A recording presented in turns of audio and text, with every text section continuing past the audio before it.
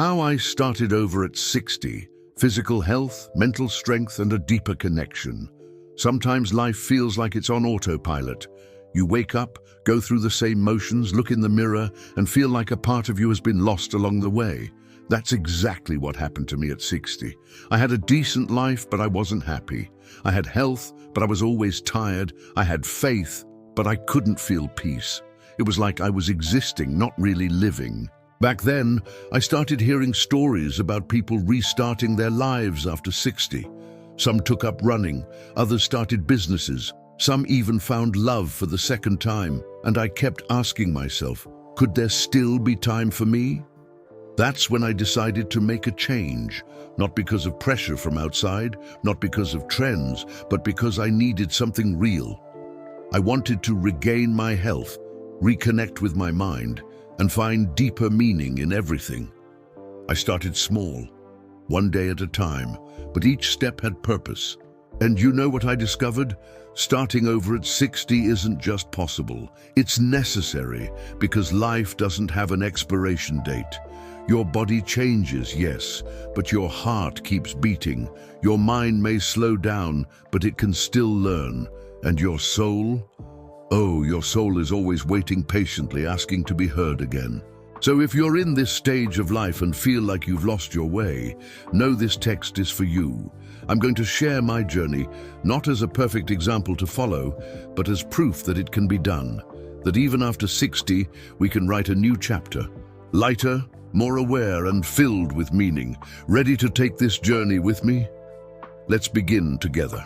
It all started with a simple walk. Nothing heroic, nothing impressive, but right there in the morning silence and the company of my own thoughts, everything began to change. I was never into exercise. Honestly, I used to think it was for the young, for those with energy to spare. But one day, after climbing a flight of stairs and being completely out of breath, I realized I might be neglecting something important. My body was asking for help, and taking pills or blaming age wouldn't fix it. I needed to do something different. So I started small, 10 minutes of walking a day. Just me, the ground beneath my feet, and legs that didn't respond quite as fast as they used to. Still, I kept at it. Slowly, 10 minutes became 15, then 20, and in that repetitive movement, I felt something strange. I felt peace. It wasn't just physical exercise. It was like every step was also a silent prayer. Each breath reminded me I was still here, that I could still choose, and that choice, however small, was powerful. That's when I started paying attention to other things. I realized my diet was poor, full of convenient but empty foods. I started cooking more at home, replacing bad habits with gentler ones toward myself. It wasn't easy by any means. There were days I gave up, ate poorly, and felt exhausted, but I learned perfection wasn't the goal, consistency was. And guess what surprised me most?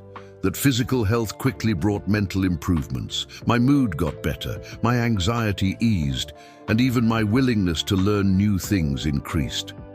I started reading more, watching videos on meditation, experimenting with ways to stay present, and that connected me to something bigger. Does it sound exaggerated to say a walk changed my life? Maybe. But for me, it was the first step, literally, because when you decide to care for your body, you start listening to it more closely.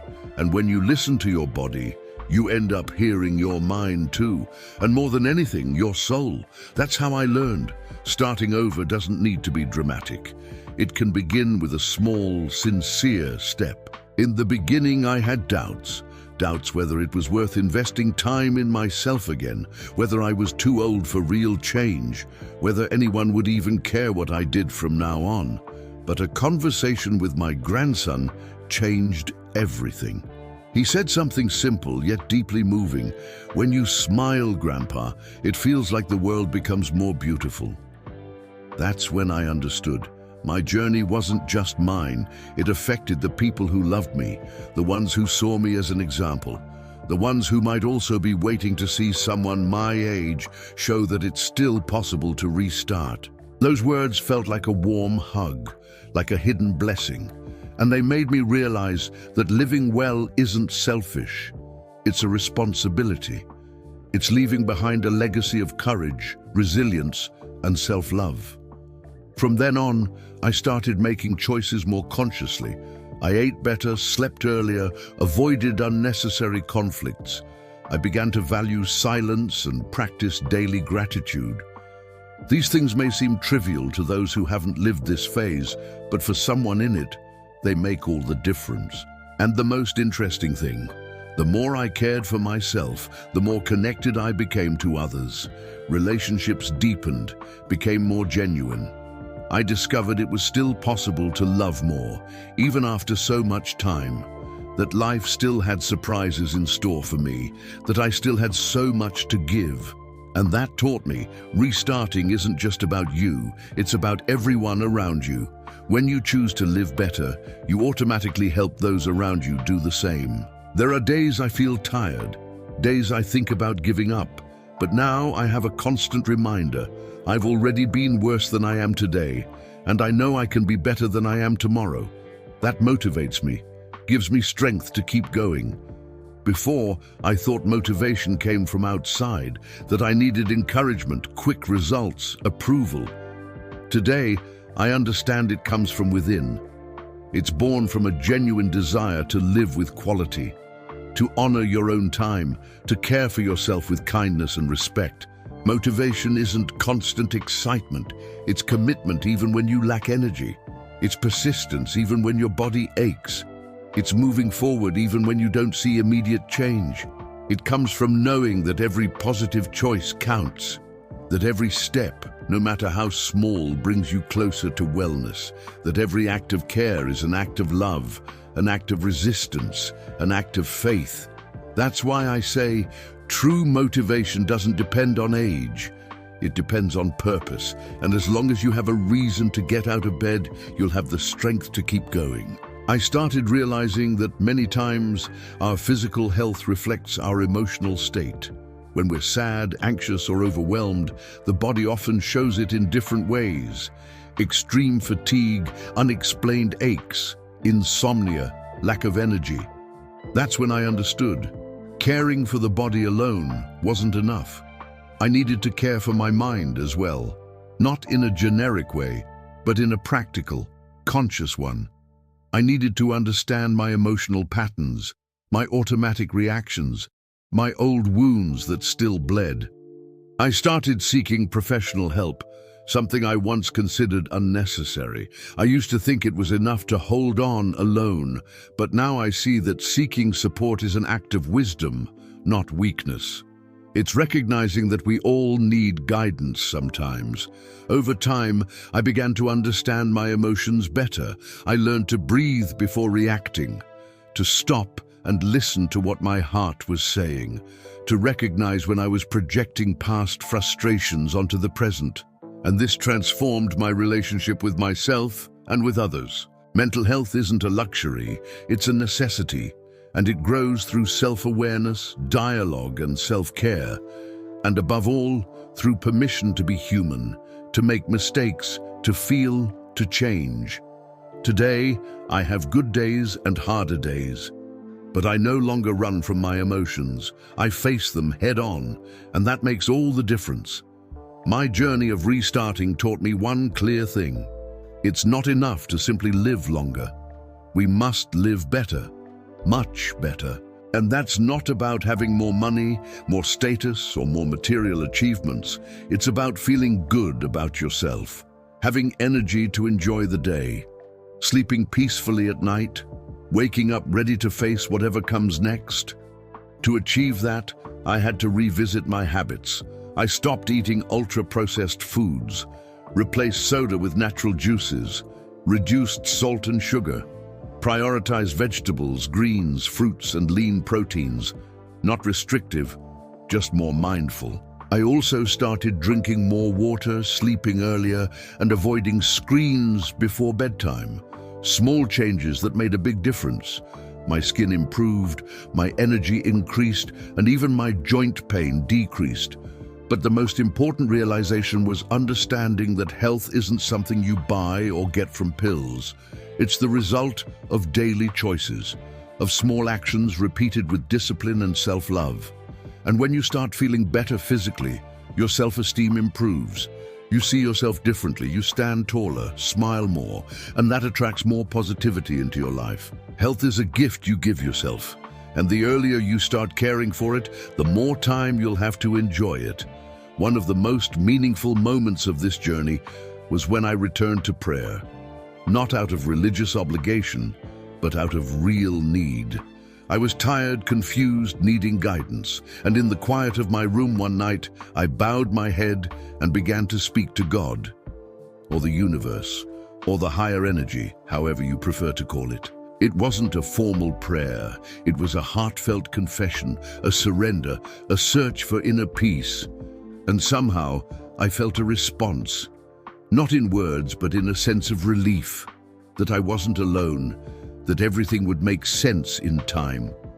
Since then, I've dedicated a few minutes of my day to prayer and meditation, not to ask for great miracles, but to give thanks for the little things, for the air I breathe, the food I eat, the family I love, the chance to try again. This spiritual connection brought a calm I'd never experienced before, a sense of acceptance that not everything needs to be under control, that there's something greater guiding everything, and sometimes the best thing we can do is trust.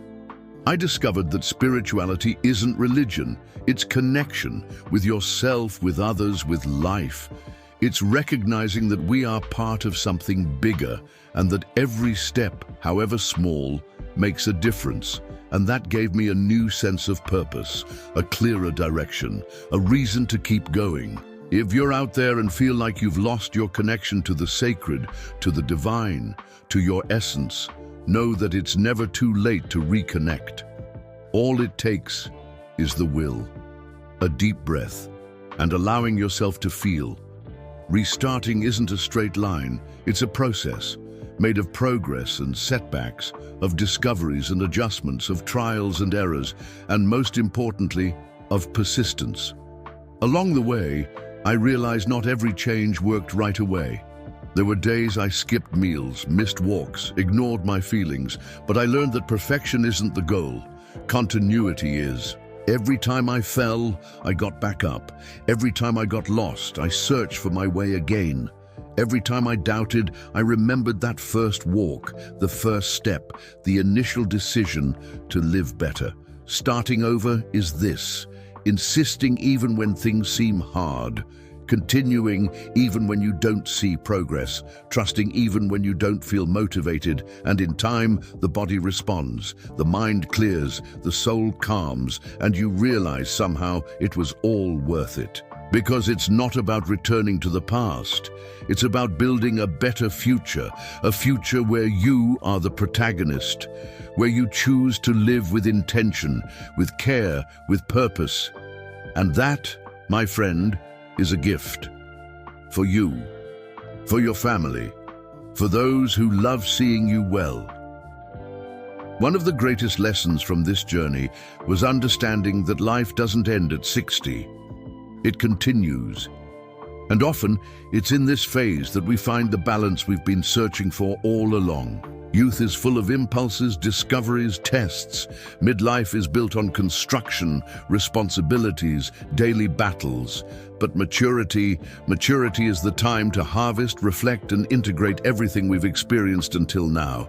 And in this moment, you realize you don't need to prove anything to the world anymore.